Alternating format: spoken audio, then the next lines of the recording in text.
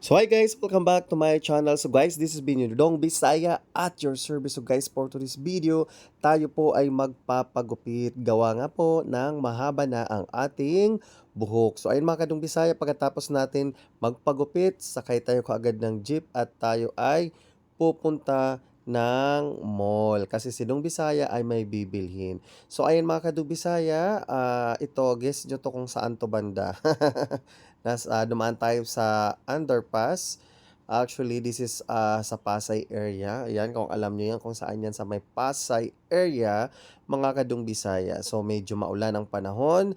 Kaya, keep safe everyone. So, since day of Nidong Bisaya for today, at tayo ay pupunta sa mall kasi nga meron kaming event bukas para sa aming company anniversary for 5 years.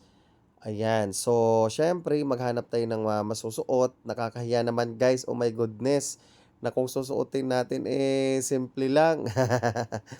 Alam nyo ba, mga kanong Bisaya, kung saan gaganapin? Oh my goodness.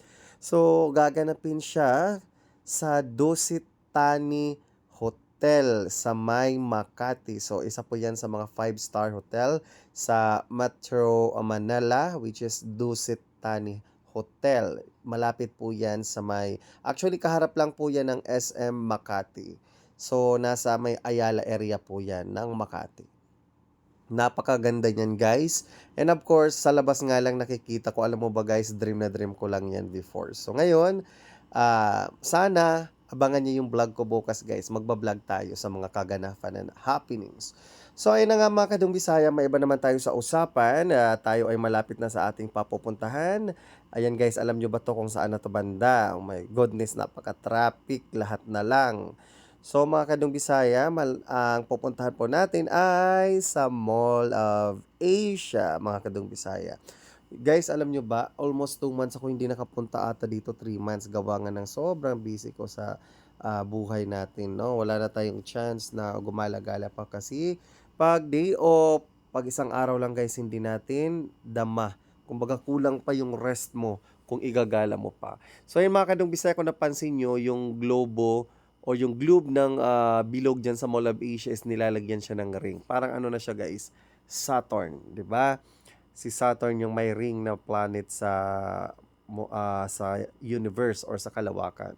So napakaganda guys ng naisip nila. So dagdag na naman yan attraction mga kadong Bisaya. So yun na nga mga kadong Bisaya, tayo ay nandito na sa SM Mall of Asia. Ayan guys, malapitan po yan. Ayan, at saka binibuild na talaga siya. So dagdag attraction na naman yan. So parang kung sa Singapore, yung Universal Studio, dito naman sa MOA, yan yung globe ng MOA is may ring na siya. So yan yung magiging spot ng Mall of Asia. So ayun na mga kadong Bisaya, maglakad na tayo at medyo naambon. Ayan, video-video muna si Dong Bisaya, post. So lakad na tayo mga kadong Bisaya. So ayan, actually guys, ang Mall of Asia ngayon is under construction siya or renovation. Syempre guys, itinayo ata tong Mall of Asia I think 2005. So it's almost 20 years. So kailangan niya ng palakasin ang structure ng building or yung mall. So ayun mga kadong Bisaya, sana all kumakain sila. Samantala ako lakad-lakad lang kasi walang pambili. Sana all. Ayan o guys. So ayan, lakad-lakad lang tayo mga kadong Bisaya. Ganun talaga ang life. Kailangan natin mag-enjoy at kailangan nating magmuni-muni. So ayan guys, pasok na tayo sa my mall area. So welcome sa entrance ng SM Mall of Asia. So, ang ano ba yan? Panda Express, Nanyang, Bread Talk, Onitsuka Tiger. Ayan, mamahaling mga brand ng sapatos, damit, Japanese. Ayan, Nanyang, it's hindi ko alam kung anong restaurant yan. So guys, ayan, mga mamahaling shoes. So yun na nga guys, nandito na tayo sa SM Mall of Asia. Oh my God, ang ganda na guys ng Mall of Asia actually. Pangmasa siya guys, pero alam mo ba guys, sumasabay siya sa mga high-end na mga mall katulad ng 'di ba, Shangri-La, Ayala.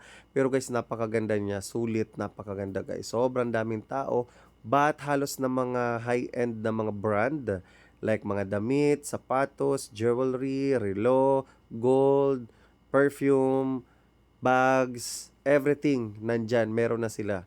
Kasi may nakita na nga ako kanina Tommy basta yung Tommy, may Charles and Kit na rin sila, Michael Kors, 'di ba? Hindi ko pa nakita kung may Louis Vuitton, pero nakita ko may Rado, yung mga branded talaga guys. Kasi 'di ba sa ibang mga sa ano mo lang nakikita siya sa high-end store.